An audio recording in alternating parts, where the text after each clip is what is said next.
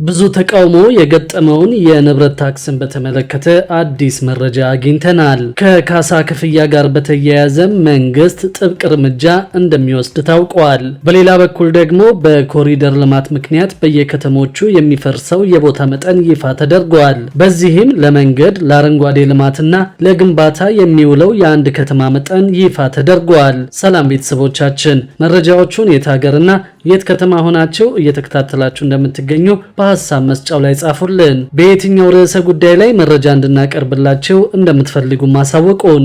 አሁን ዝርዝር መረጃዎቹን አንድ በአንድ ወደ እናንተ እናደርሳለን። እስከ መጨረሻው አብራችሁን ቆዩ።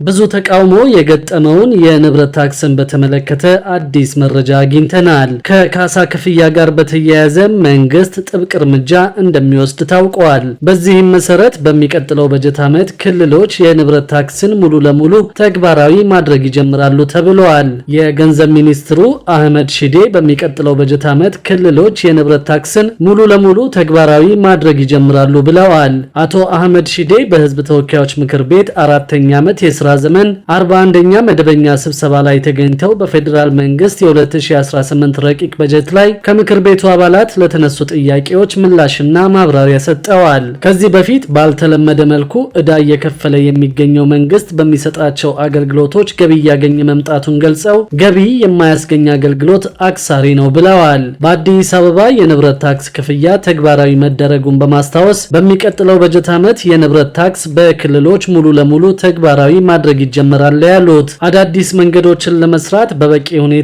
ጥናት ማድረግ ያስፈልጋል ያሉት አቶ አህመድ ባለፉት 7 ዓመታት የልማት ኢፍትሐዊነት ከተነሱባቸው መካከል መንገድ ዋነኛው መሆኑን ያነሱት፣ የመንገድ ፕሮጀክቶች እቅድና የተያዘላቸው በጀት ተመጋጋቢ እንዳልነበሩ ጠቅሰው ችግሩን ለመፍታት በቂ ጥናት ተደርጎ ወደ ትግበራ ይገባል ብለዋል። ለመንገድ የተመደበው በጀት ከሁሉም ሴክተሮች እንደሚበልጥም ነው አቶ አህመድ ያነሱት። የመልሶ ማቋቋምን በተመለከተ መንግስት በከፍተኛ ደረጃ እየሰራ መሆኑን ጠቁመው ለዚህም ከፍተኛ ገንዘብ በመመደብ እየተንቀሳቀሰ ነው ብለዋል። የካሳ ክፍያ በመንግስት ላይ ከፍተኛ ጫና እያስከተለ በመሆኑ ለካሳ ክፍያ በሚል የሚደረጉ ያልተገቡ እንቅስቃሴዎች ላይ ክልሎች በትኩረት መስራት ይኖርባቸዋል ሲሉ ተናግረዋል። በዚህም የመሰረተ ልማት አስፈላጊነት ላይ ህዝቡ ግንዛቤ እንዲጨብጥ በማድረግ መንግስት ያለበትን የወጪ ጫና መቀነስ ያስፈልጋል ያሉት፣ በጀቱ ድህነትን ለመቅረፍ ከፍተኛ ሚና እንደሚኖረውና የማክሮ ኢኮኖሚውን ውጤታማ ለማድረግ እንደሚያግዝም አስገንዝበዋል።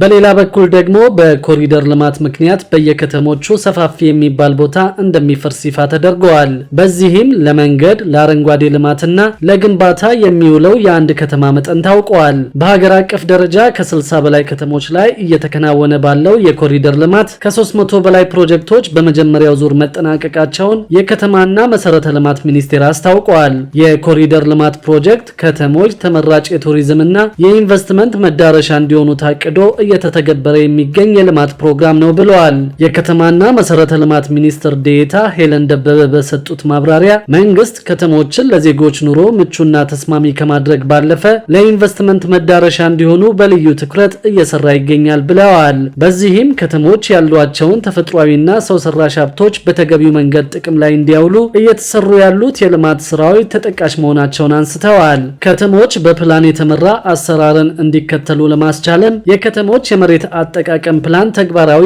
እየተደረገ መሆኑን ገልጸዋል። የከተማ መሬት አጠቃቀም ፕላን 30 በመቶ ለመንገድ፣ 30 በመቶ ለአረንጓዴ ልማት እንዲሁም ደግሞ ቀሪው 40 በመቶ ለግንባታ እንዲውል ተደርጎ መዘጋጀቱን ጠቅሰዋል። ይሁን እንጂ በርካታ ከተሞች አወቃቀርና አመሰራረታቸው በፕላን የተደገፈ ባለመሆኑ የመሬት አጠቃቀም ውሱንነት እንዲፈጠር አድርጓል ያሉት፣ በዚህም በቂ መሰረተ ልማትን ያላሟሉና ከደረጃ በታች የሆኑ በርካታ ከተሞች መፈጠራቸውን ተናግረዋል።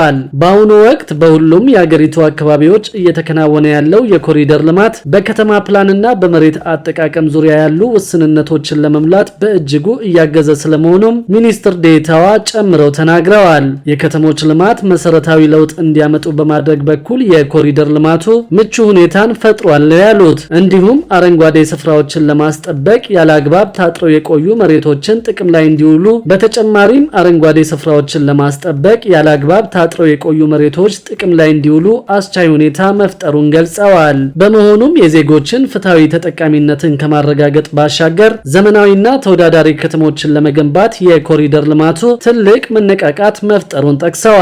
በአሁኑ ወቅት የኮሪደር ልማት ስራዎች በሁሉም ክልሎች ባሉ 60 ከተሞች ተግባራዊ እየተደረጉ መሆኑን አብራርተዋል። ከነዚህ ውስጥ ከ30 በላይ ከተሞች የመጀመሪያውን ዙር አጠናቀው ወደ ሁለተኛው ዙር የኮሪደር ልማት መሸጋገራቸውን ገልጸው ለስኬታማነቱ ሚኒስቴር መስሪያ ቤቱ አስፈላጊውን ድጋፍና ክትትል እያደረገ መሆኑን አስታውቀዋል። በዚህም ከ300 በላይ ፕሮጀክቶች ሙሉ በሙሉ ተጠናቀው አገልግሎት መጀመራቸውን ጠቁመው የፕሮጀክቱ አካል የሆኑና ለተለያዩ አገልግሎቶች የሚውሉ ከ500 ኪሎ ሜትር በላይ የመንገድ ግንባታዎች መካተታቸውን ገልጸዋል። ከኮሪደር ልማት ጋር በተያያዘ የቤቶችን ፈረሳ በመቃወም አምነስቲ ኢንተርናሽናል መንግስት የሚያካሂደውን የኮሪደር ልማት እንዲያቋርጥ በቅርቡ መጠየቁ ይታወሳል። መንግስት የሚያካሂደው የኮሪደር ልማት በሰብአዊነት ላይ የሚያስከትለው ተጽዕኖ እስኪጠና ድረስ የከተማ ነዋሪዎችን ለልማት ሲል ማፈናቀሉን እንዲያቆም ሲል ተቋሙ ጥያቄውን አቅርበዋል። የመንግስት ባለስልጣናት በኮሪደር ልማቱ ምክንያት የተፈናቀሉትን በበቂ ሁኔታ ማማከር እንዳልቻሉና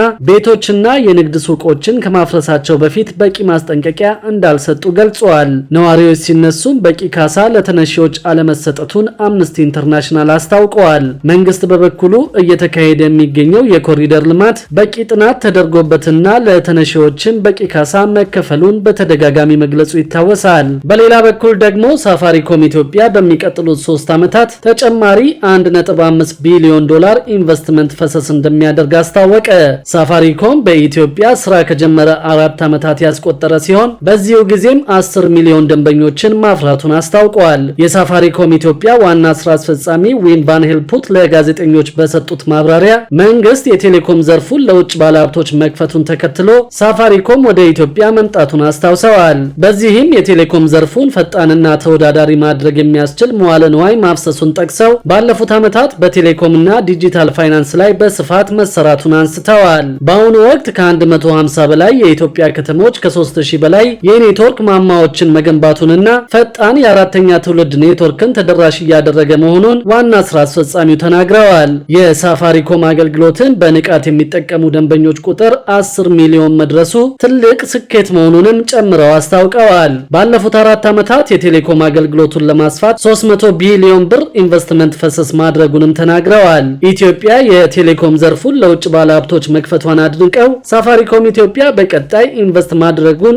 አጠናክሮ እንደሚቀጥል አረጋግጠዋል። የሳፋሪኮም ኢትዮጵያ የውጭ ግንኙነት ጉዳዮች ኃላፊ ዶክተር አንዱዓለም አድማሴ በበኩላቸው መንግስት የቴሌኮም ዘርፉን ለውጭ ባለሀብቶች መክፈቱ በርካታ እድሎችን ይዞ እንደመጣ አስታውቀዋል። ፈጠራና ኢኖቬሽንን የበለጠ በማሳደግ ዲጂታል ኢትዮጵያን እውን የማድረግ ጥረትን ሳፋሪኮም ለማገዝ ቁርጠኛ መሆኑን አመልክተዋል። በተለያዩ የአገሪቱ አካባቢዎች ተደራሽነቱን በማስፋት መሰረተ ልማትን ለማስፋትና የደንበኞችን ፍላጎት ለማሟላት እንደሚሰራም ተናግረዋል። በሚቀጥሉት 3 ዓመታት አገልግሎቶችን ለማስፋት ተጨማሪ 1.5 ቢሊዮን ዶላር ኢንቨስት እንደሚያደርግና ተደራሽነቱንም በእጥፍ እንደሚጨምር አመልክተዋል። ሳፋሪኮም ኢትዮጵያ ከ20 ሺህ በላይ ለሚሆኑ ዜጎች ቋሚና ጊዜያዊ የስራ ዕድል መፍጠሩን አመልክተው በሚቀጥሉት 3 ዓመታት የደንበኞቹን ቁጥር ከ50 እስከ 70 ሚሊዮን ለማድረስ በትኩረት እንደሚሰራም ገልጸዋል። በሌላ በኩል ደግሞ ለጤና ችግር የሚያጋልጥ የተበላሸ በርበሬና ዱቄት በወፍጮ ቤቶች እየተሸጠ መሆኑን ሰምተናል።